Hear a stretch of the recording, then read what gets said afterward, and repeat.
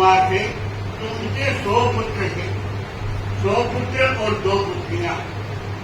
भरत को 72 कलाएं सिखाई उन्होंने और कनिष्ठ पुत्र बाहुबली को प्राणी विद्या का प्रशिक्षण दिया। बड़ी पुत्री द्रावी को 18 नीतियों का और सुंदरी को गणित आदि का अध्ययन कराया।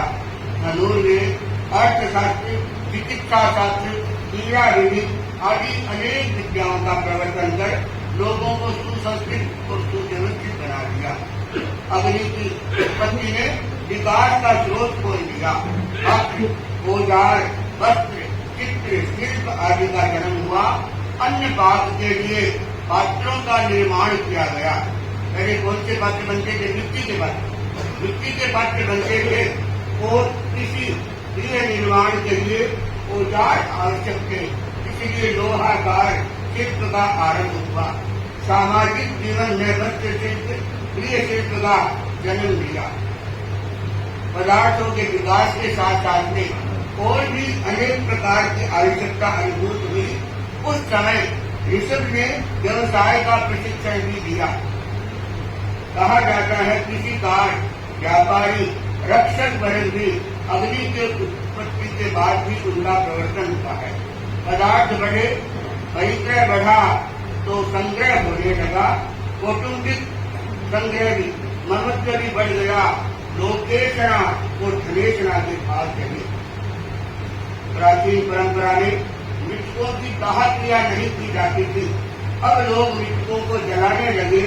अपने पारिवारिक ममत्व नहीं था, अब वह धीरे धीरे विकसित होने लग गया है। इस प्रकार समाज में कुछ नई परंपराओं ने जन्म लिया। भगवान ऋषभ कर्मयुग के पहले प्रवर्तक माने जाते थे। कर्मयुग का प्रवर्तन भी भगवान ऋषभ ने किया और धर्मयुग का प्रवर्तन भी भगवान ऋषभ ने किया है। कर्तव्य बुद्धि से लोक व्यवस्था का प्रवर्तन कर ऋषभ राज्य करने लगे तो बहुत लंबे समय तक राजा रहे। उनका आयुष्य भी बहुत लंबा था। कितना था आयुष्य? भगवान ऋषभ का आयुष्य कितना था? 84 लाख वर्ष पूर्व था। तो 83 लाख वर्ष पूर्व तो ये लोक प्रवर्तन में समाज में रहे और 1 लाख पूर्व तक ये मुनि जीवन का उन्होंने सच्चा। राष्ट्र के समय में मुनि बने। जीवन के अंतिम भाग में राज्य त्याग करके वे मुनि धर्म सबसे पहले मुनि कौन बने थे? ये प्रश्न किया जाता है कि मुनि कौन बने सबसे पहले? कौन बने सबसे पहले मुनि? भगवान ऋषभ स्वयं पहले मुनि बने और साथ में कितने शिष्य थे? बोले भयन बन जाते। 4000 शिष्यों के साथ में मुनि बने। 4000 शिष्यों के साथ और मोक्ष धर्म का प्रवर्तन किया। भगवान ऋषभ को जब तक ज्ञान नहीं हुआ तब तक मौन की साधना में रहे, ध्यान की साधना में रहे। कुछ बोले नहीं, तपस्या करते थे, ध्यान करते थे, जंगलों में रहते थे। 4000 शिष्यों ने सोचा कि भगवान को कुछ बोलते नहीं, हमें कुछ बताते नहीं। 1 दिन बीता, 2 दिन बीता, 3 दिन बीत गए तो सबको भूख सताने लगी। गोचरी कैसे की जाती है? भगवान तो कुछ बोलते नहीं। मौन की साधना है। तो वहां से कहते हैं कि 363 पाखंड का प्रारंभ हो गया। कोई कुछ बन गए, कोई घुस गए, कोई जटाधारी बन गए, कोई कुछ बन गए। अलग अलग संप्रदाय भेद हो गया। तो भगवान ऋषभ कितने वर्षों के बाद में उनको केवल ज्ञान का उपार्जन हुआ? बोलो भाई, भाइयों बोलो, कितने वर्षों की साधना के बाद? 12 वर्ष। अरे 12 वर्ष भगवान मालिक हैं। भगवान मालिक है। 12 वर्ष भगवान मालिक है। कोई ध्यान बोले क्यों भाई? क्या किया? 1000 वर्ष की साधना के बाद इतना और हो जाएगी। क्या देखते देखिए, क्या देखते देखिए, इतना और हो जाएगी।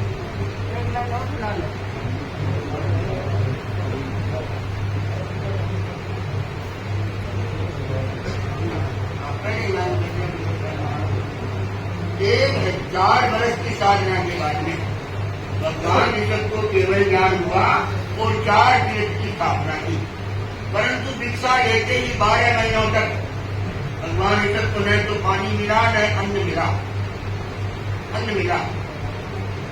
क्यों नहीं मिला? पूर्व जन्म में कर्मों का उपार्जन किया हुआ था। बताएंगे आपको क्या घटना घटित हुई। तो साधु शक्ति श्रावक श्राविका इन 4 तीर्थों की स्थापना की। मुनि धर्म ने 5 महाव्रतों का उपदेश किया भगवान महावीर और भगवान ऋषभ ने 5 महाव्रतों का उपदेश किया। बीच के जो 22 तीर्थंकर हैं उन्होंने चतुर्याम धर्म का प्रवर्तन किया। महाव्रत 4 महाव्रतों का अपरिग्रह और ब्रह्मचर्य एक में ही समाहित कर दिया। तो 4 चतुर्याम धर्म का प्रवर्तन दूसरे तीर्थंकर से लेकर 23वें तीर्थंकर तक। और पहले और भगवान महावीर 2 तीर्थंकरों ने 5 महाव्रतों का उल्लेख किया, 12 व्रतों का उपदेश किया। 12 व्रत किसके हैं? श्रावकों के 12, हमारे 5 है, आपके 12। आप सोचेंगे कि हमारे दादा क्यों कर दिए? छोटे छोटे व्रत है। महाव्रत स्वीकार करने के 12 व्रतों की जरूरत नहीं रहती। क्यों?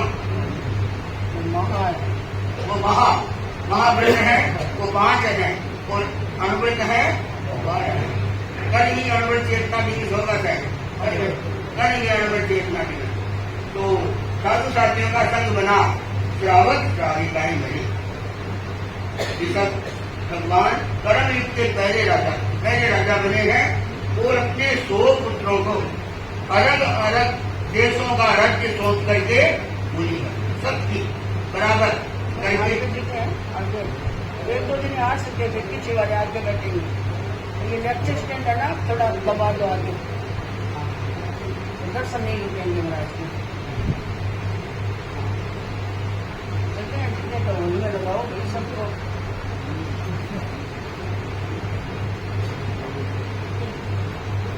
अलग अलग राज्यों का हार सोच करके मुनि बन गए। सबसे बड़ा पुत्र कौन था? भरत था। वह चक्रवर्ती सम्राट बनना चाहता था। उसने अपने 98 भाइयों को अपने अधीन करना चाहा। जो ये मेरे से छोटे हैं तो मेरे अधीन रहे 98 भाई। और सारी स्थिति भगवान ऋषभ के सामने रखी। दुविधा की भाषा ने कहा, भगवान क्या करें? बड़े भाई से लड़ना भी नहीं चाहते और उनके अधीन रहना भी हम नहीं चाहते हैं। आपने हमको स्वतंत्रता दी है, अलग अलग देशों का राज्य सौंपा है, तो हम उसके अधीन क्यों रहे? भाई भरत ललचा रहा है। आपके दिए हुए राज्य को वह हमसे लेना चाहता है तो हम उससे लड़े तो ये भक्ति युक्त की परंपरा प्रारंभ हो जाएगी। भाई लड़े तो कैसा लगेगा? उस युग में यह गलत परंपरा पड़ जाएगी और बिना लड़े राज्य सौंपने तो साम्राज्य का रोग बढ़ जाएगा। इसलिए परम पिता इस दुविधा से हमें उबारे कि हम क्या करें। भगवान ने कहा, पुत्रों तुमने बहुत ठीक सोचा है, ऐसा सोचना भी चाहिए। लड़ना भी बुरा नहीं है और क्रीव होकर बैठना भी बुरा नहीं। राज्य 2 परों वाला पक्षी होता है। राज्य के 2 पर हैं, उसका मजबूत पर युद्ध, परंतु उसकी उड़ान में वेग होता है और अंत में थकान आ जाती है। वेग में चिंगारियां उछलती है, उड़ाने वाला लोग उससे डर जाते हैं और उड़ने वाला चलता थक जाता है। शेष क्या रहती है? निराशा और अनुताप रहता है। तो तुम्हारी समझ सही है, युद्ध बुरा है, विजेता के लिए भी और किसके लिए?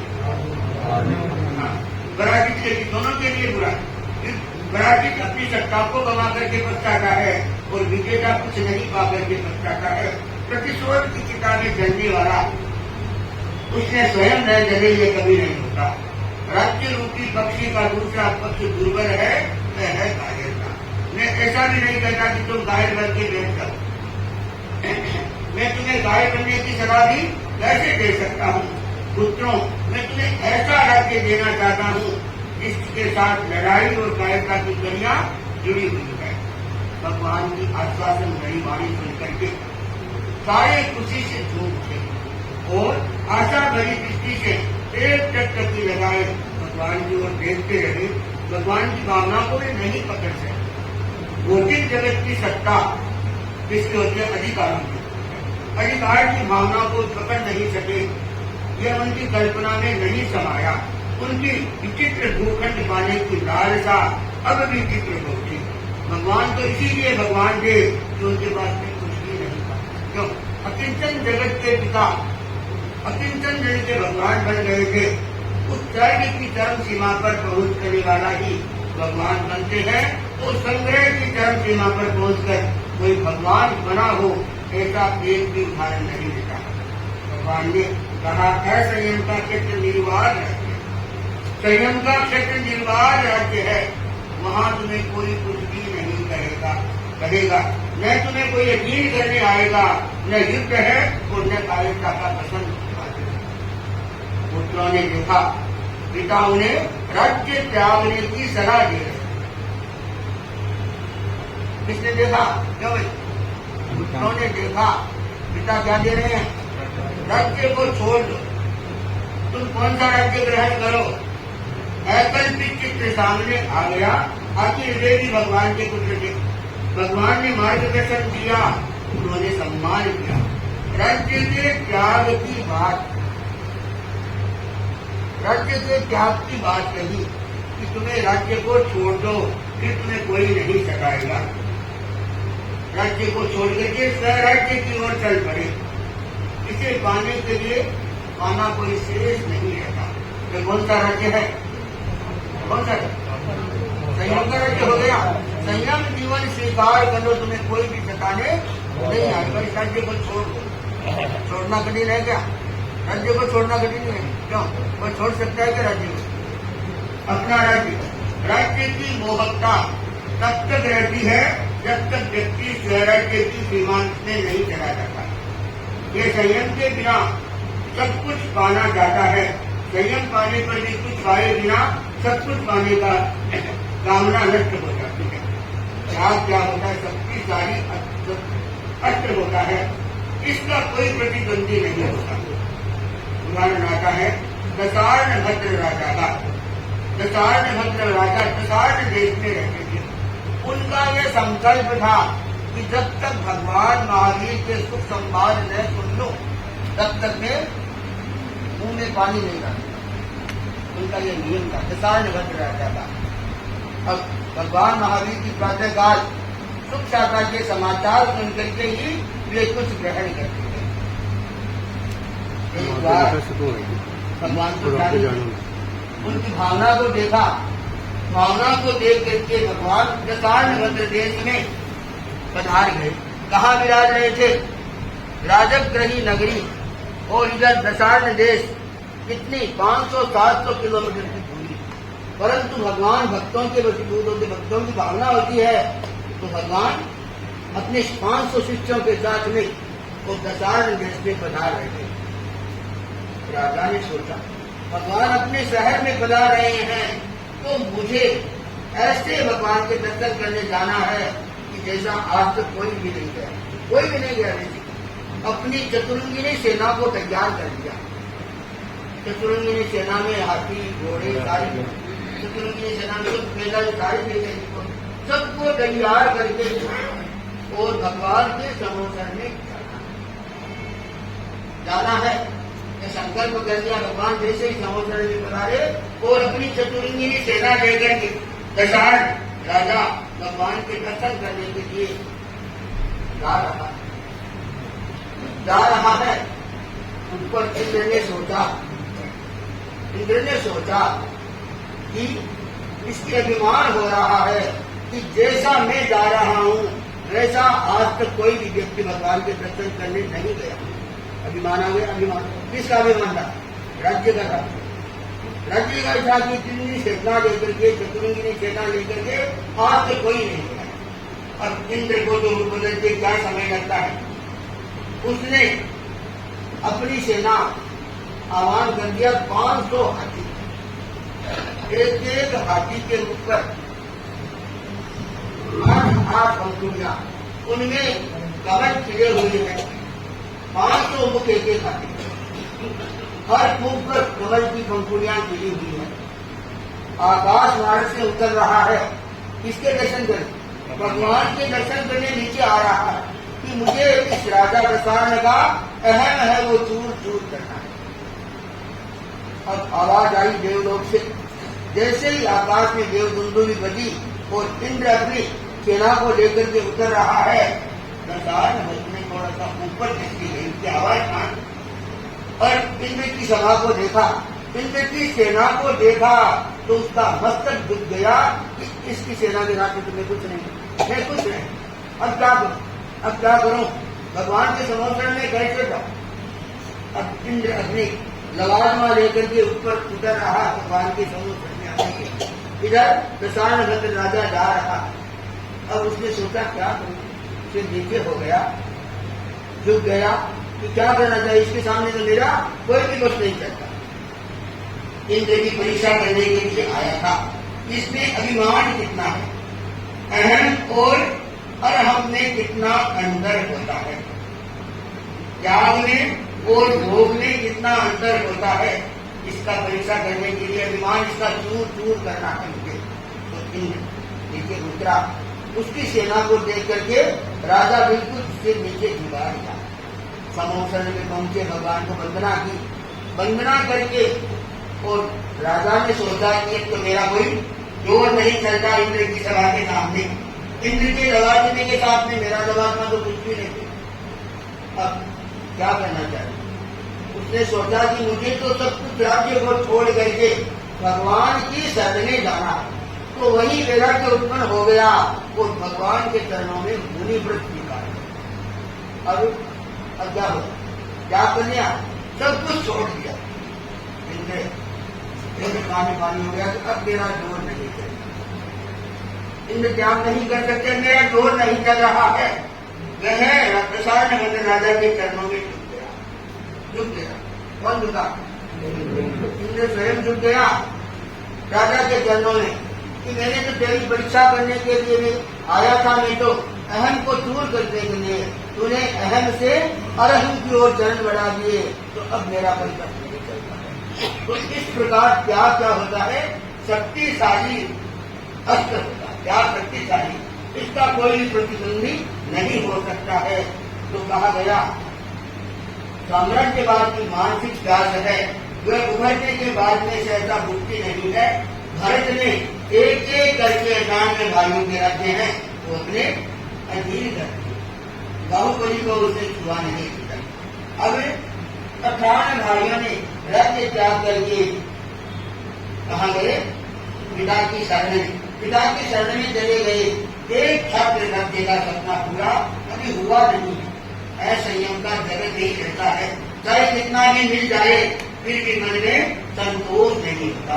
99 भाइयों का राज्य हस्तगत करके भी भरत के मन में संतोष नहीं। सोच है ना, एक तो स्वयं था 95 भाइयों का राज्य अपने हस्तगत कर, 99 हो गए, एक बाहुबली बचा, बाहुबली।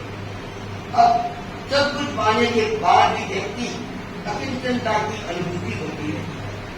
दूध के मूल भरत ने क्या किया, संदेश भेजा बाहुबली, बाहुबली ने जैसे ही संदेश पढ़ा तो बाहुबली की टुकड़ी बन गई। उसने सोचा, दबा हुआ रोष उभर करके आया, कांपते हुए होठों से बोला कि भरत अभी भी भूखा है। 95 भाइयों का राज्य हस्तगत कर दिया, चक्रवर्ती सम्राट है, अपना राज्य है, तो कितना राज्य हो गया, 99 भाइयों का राज्य हो गया, एक तो अपना 98 भाई का, फिर भी भूखा है, अभी तक तृप्त नहीं हुआ है।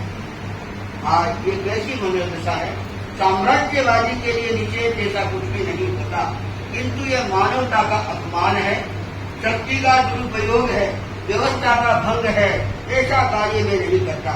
व्यवस्था के प्रवर्तक कौन थे, हमारे पिता ऋषभ थे, उनके पुत्रों ने को तोड़ने में उसे लज्जा का अनुभव नहीं हुआ। यह पशु जगत के प्राधान्य का चिन्ह है, मानव जगत के विवेक का प्राधान्य होता है। शक्ति का सिद्धांत पनपा नहीं, बच्चों और बूढ़ों क्या बनेगा? भरत ने ऐसा ही किया है। अब मैं भी चुप्पी साध के नहीं रह सकता, क्योंकि मेरा बल किससे कम है? मेरा बल कम नहीं है भरत से। अब उन्माद का रोग शिकार हूँ, हिंसा से हिंसा की आग नहीं उठती है, तो मुझे क्या करना है ये मैं जानता हूँ, और आक्रमण को अभिशाप मानता हूँ।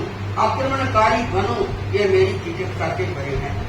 चिकित्सा क्या होती है? चिकित्सा किसे कहते हैं? मेरी इतनी सहन शक्ति नहीं, मैं सहन नहीं कर सकता इस बार। सहन शक्ति जिसमें होती है वही ऐसी बात को सहन कर सकता है। भरत की विशाल सेना नदी के किनारे पर पहुंच गई है। इधर बाहुबली की छोटी सी सेना सजा करके आक्रमण को विफल करने के लिए आ गया। भाई भाई के बीच में युद्ध चल गया। 5 प्रकार के युद्ध निर्णीत हो गए। दृष्टि युद्ध है, मुष्टि युद्ध है, बाहु युद्ध है। आदि सेना दोनों तरफ खड़ी है, दोनों तरफ खड़ी है। अब सम्राट की सेना ने पूरी तैयारी के साथ आक्रमण किया और दोबारा भी मोटी खानी पड़ी। लंबे समय तक आक्रमण और बचाव की लड़ाइयां चलती रही। आखिर दोनों भाई आमने सामने खड़े हुए। आंखों में तादात्म्य छा गया। संकोच के घेरे से अपने को छिपाना चाहा, परंतु दोनों विवश थे। एक के सामने साम्राज्य का प्रश्न था और दूसरे के सामने था स्वाभिमान। मेरा स्वाभिमान भी किसी से कम नहीं। किसमें था? बाहुबली में था। दृष्टि युद्ध, मुष्टि युद्ध आदि 5 प्रकार के युद्ध निर्णीत हुए। भरत छोटा भाई से पराजित होना उससे बहुत चुना। पराजित कौन हुआ? भरत पराजित हो गया। उनको अच्छा नहीं लगा कि छोटे भाई से मैं पराजित हो गया। वह आवेग को रोक नहीं सका और मर्यादा को तोड़ करके बाहुबली पर चक्र का प्रयोग कर दिया। अब इस अप्रत्याशित घटना से सारे देवगण एकदम आश्चर्यचकित हो गए।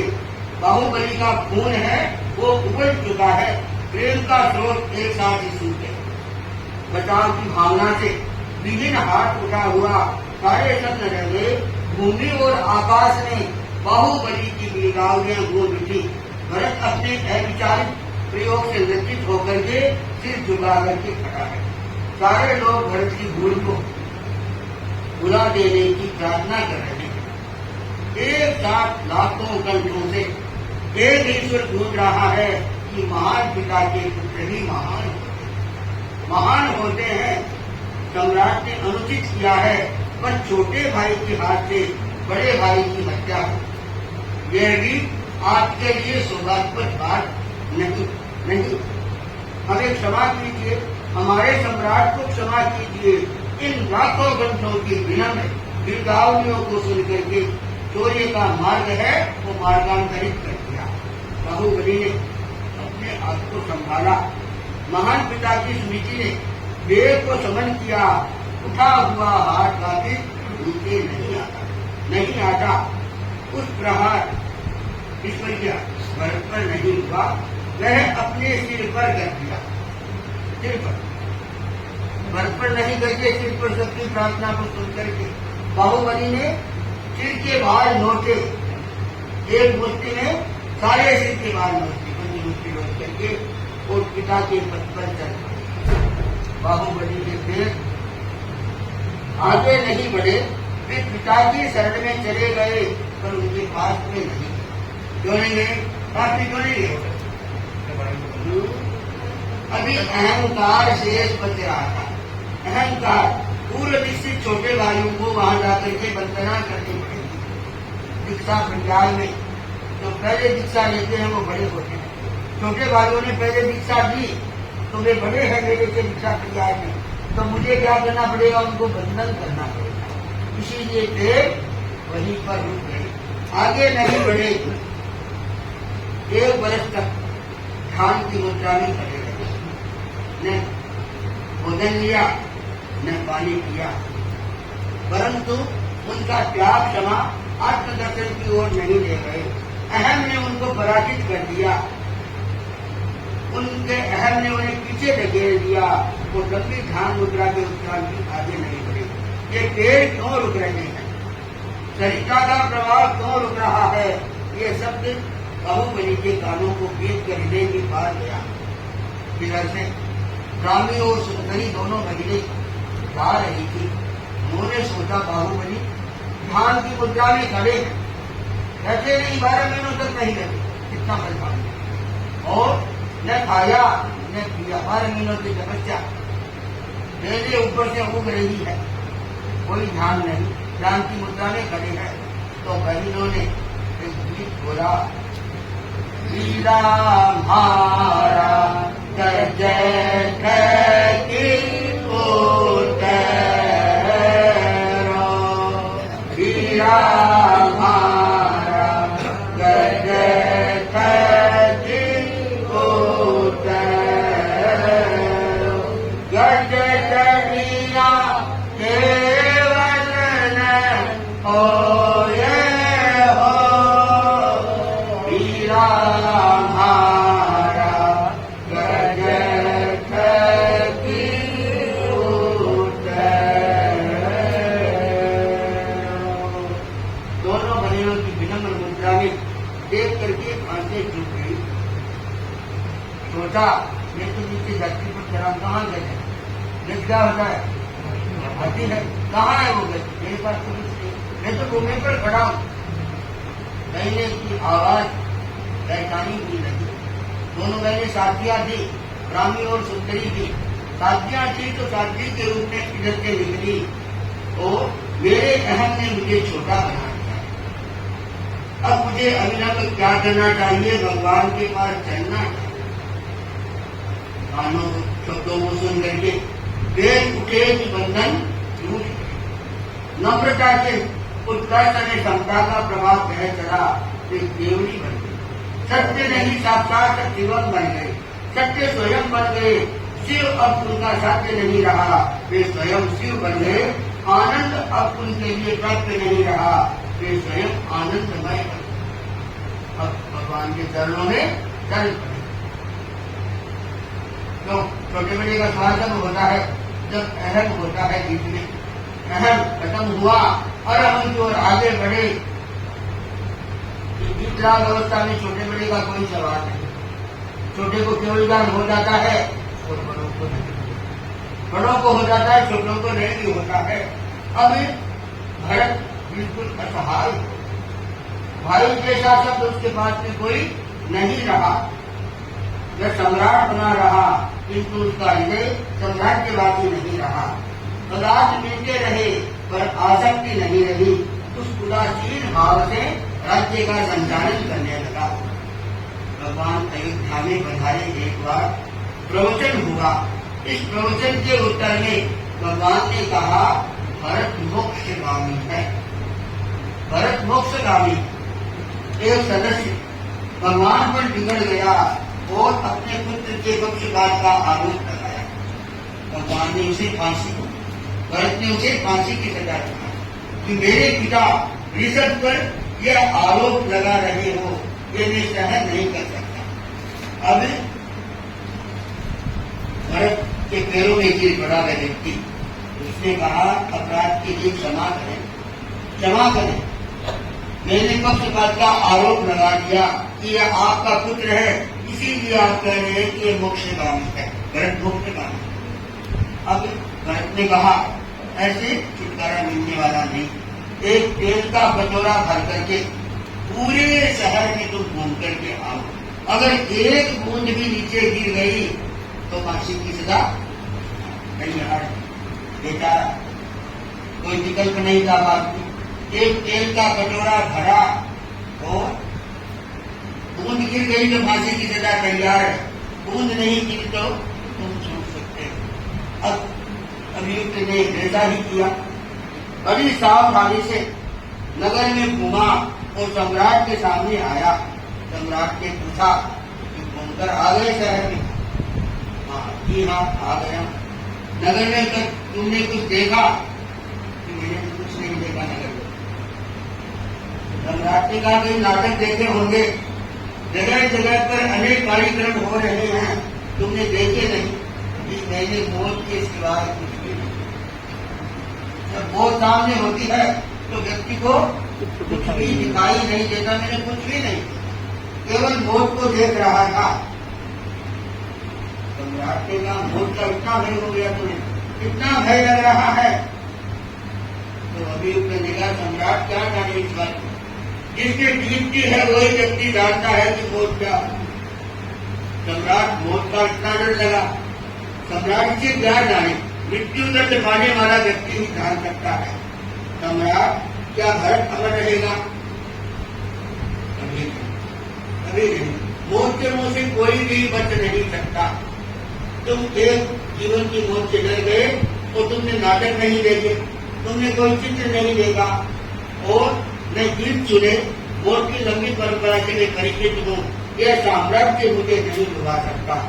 सम्राट की करुणापूर्ण आंखों में अभियुक्त को अभय बना दिया। हमेशा मृत्यु दंड के लिए केवल शिक्षा दंड था, सम्राट की अमृत की निष्ठानी से मौत के लिए सजा पुकार किया। अब सम्राट अपने काच महल में आए, काच महल बिल्कुल अनासक्त हो गए, कोई भाई नहीं मेरा, कोई भाई नहीं रहा, असहाय हो गए। एक बार नहाने के लिए सारी पोशाक उतार करके अपने स्नान करने गए, कोई अंगूठी पहनी हुई थी वह भी खोल दी, अंगूठी की शोभा घट गई, जो पोशाक पहनी हुई थी शरीर की शोभा घट गई, हर पदार्थ से शरीर की शोभा हो रही है। ये सौंदर्य क्या है? कृत्रिम है, कृत्रिम है। इस चिंतन में लगे और सहज सौंदर्य को ढूंढने लगे। भावना का प्रभाव आगे बढ़ा, कर्म मन को धो डाला और क्षणों में ही मुनि बने। न देश बदला, न राजप्रसाद बदला और किंतु आंतरिक संयम इनके भीतर आ गया था, इसलिए वे परम पिता की मत पर चल पड़े। अब सोए वालों ने क्या किया? भरत ने अपने राजमहल में लगे ही संयम की भावना आ गई और पिता के मत पर चल पड़े। इस सबके पश्चात काल का चौथा चरण कुसुम सुषमा आया, यह 42,000 वर्ष कुछ कम 1 कोटि कोटि सागर तक रहा। इस अवधि में धर्म क्षेत्र का पूर्ण विकास हुआ, धर्म खूब फला पूरा और उस युग में जैन धर्म के 20 तीर्थंकर थे। चौथे आर्य में जैन धर्म के 20 तीर्थंकर, भगवान अजित से लेकर के और भगवान महावीर तक। इतिहास अनंत कार्य की दूरी को छू नहीं चुका। 5,000 वर्ष की कल्पना को हम आंखों से देख सकते हैं। कहा जाता है कि सूर्यकुंज नगर में अंधकपुर के नेता समुद्र विजय राज्य करते थे। उनकी पटरानी का नाम था शिवा। उनके 4 पुत्र थे, अरिष्टनेमि, रथनेमि, सत्यनेमि और दृढ़नेमि। अरिष्टनेमि कौन हुए हैं? जैन धर्म के 22वें तीर्थंकर, 22वें तीर्थंकर हुए हैं तथा सत्यनेमि प्रत्येक बुध हुए हैं। अरिष्टनेमि जब शिवा रानी के गर्भ में आए तब माता ने 14 स्वप्न देखे। प्रत्येक तीर्थंकर की माता कितने स्वप्न देखती है? 14 स्वप्न देखती है। तो शिवा रानी ने भी 14 स्वप्न देखे। श्रावण कृष्णा पंचमी के दिन रानी ने पुत्र का प्रसव किया। स्वप्न में इस तरह यत्न देखे जाने के कारण पुत्र का नाम अरिष्टनेमि रखा।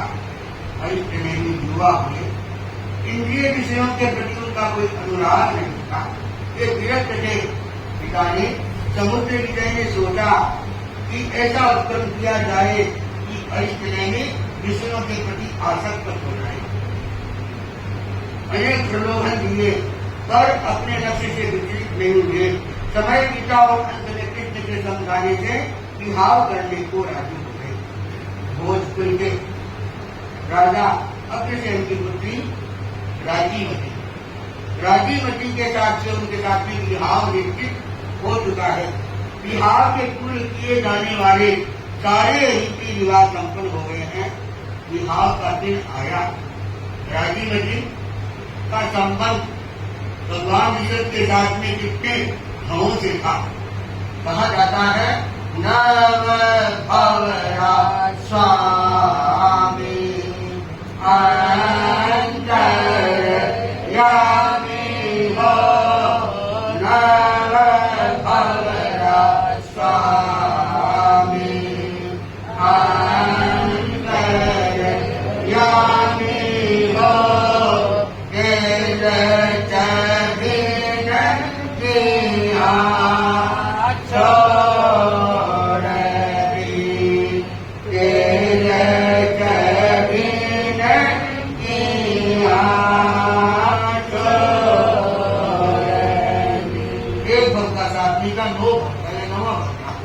नवे भाव में हर्ष ने ज्ञान दिया कि अलंकृत हुए और राज्यवती भी अलंकृत हो गई। हाथी पर अरूढ़ होकर के बारात जा रही है। मंगल दीप सजाए गए हैं, बाजे बजने लगे हैं, यात्रा प्रारंभ हुई। हजारों लोग विवाह मंडप की ओर बढ़ रहे हैं। इस स्थान पर हर्ष देवी ने क्या देखा कि पशुओं का करुण क्रंदन सुनाई दे रहा है। उन्होंने महावत से पूछा कि यह करुण क्रंदन कहाँ से आ रहा है। तो महावत ने कहा, आपकी शादी में जो बाराती आएंगे उनके लिए इनका भोजन होगा, इसीलिए ये एक बारी में एकत्रित किए हुए हैं, इसीलिए मृत्यु के भय से करुण क्रंदन करते। ऐसे शब्द सुनते हर्ष देवी का मन बिल्कुल खिन्न हो गया। उन्होंने कहा, ये कैसा आनंद है, ये कैसा विहार है जहाँ हजारों रूप पुष्पों की हिंसा की जाती है। ऐसे ये तो संसार परिभ्रमण का हेतु है, मैं इसमें क्यों पढ़ूं। उन्होंने महावती का हाथी को वापिस अपने राजमहल की ओर मोड़, निवास स्थान की ओर मोड़ दो। राजकुमार के जाने से माता पिता के पास गए और प्रवर्तित होने की आज्ञा स्वीकार करने लगे। माता पिता ने सुनकर ये बारात प्रारंभ हो गई, पहुंचने वाली है। इधर राज्यवती सखियों के साथ में सखी बैठी बैठी मंगल गीत गाए जा रहे हैं। कैसा ही पता चला कि राजकुमार हर्ष देवी वापिस मुड़ गए, अपने स्थान पर चले गए हैं। तो माता पिता से आज्ञा ली कि मैं ऐसा शादी करना नहीं चाहता, जहाँ हजारों मूक पुरुषों का कदर हो, ऐसी शादी में क्या आनंद है। वहां से आज्ञा प्राप्त करके देवरेत की तपस्या में उच्चैन पर्वत पर सहस्त्र आम्रवन में श्रावण शुक्ला षष्ठी के दिन 1000 व्यक्तियों के साथ में संयम जीवन स्वीकार करें। क्या भव्य है यह लंबा बौद्धा इनका।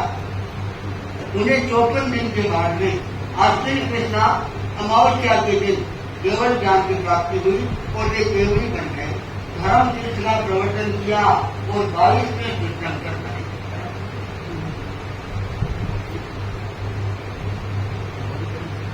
22 में तीर्थंकर बने हैं। इस 24 से 22 में तीर्थंकर है। उन्होंने चतुर्याम धर्म का प्रवर्तन किया है। इसके बाद में तीर्थंकर भगवान ऋषभनाथ का थोड़ा सा प्रकरण चलेगा, क्योंकि आज का दिन है मौन दिवस। तो मौन दिवस के बारे में भी कुछ प्रकाश डाला जाए। मौन क्या होता है, मौन क्यों ग्रहण किया जाता है, मौन करने से क्या लाभ होते हैं।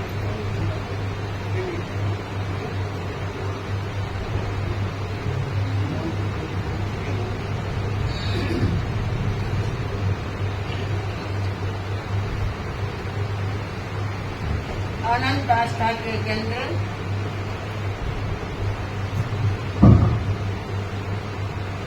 आराध्य देव के चरणों में वंदन। वंदनीय सर किसने की